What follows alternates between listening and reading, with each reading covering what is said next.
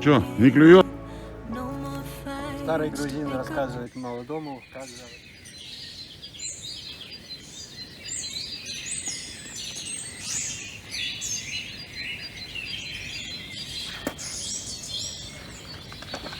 Ух, красавчик. Чуть-чуть не успел.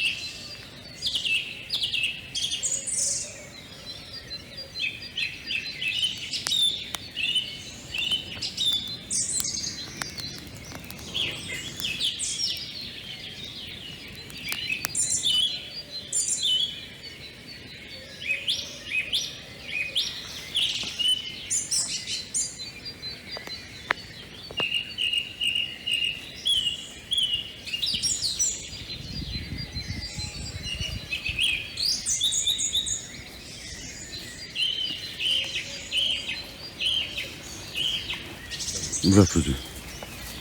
Что, коня любите?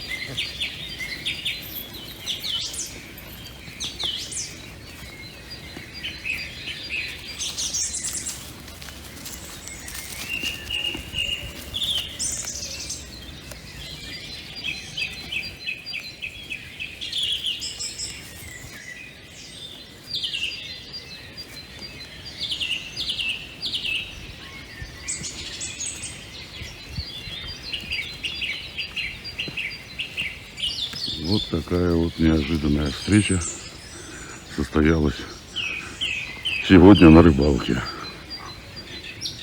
Может, все-таки что-нибудь доклюнет. Нет, снасти стоят, Адам сидит. Значит, ничего не клюет.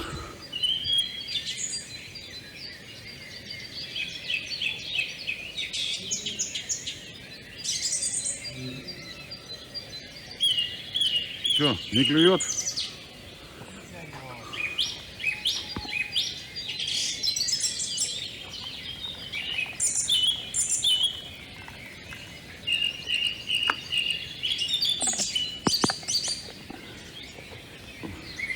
Это старый грузин рассказывает молодому, как сделать хороший грузинский чай.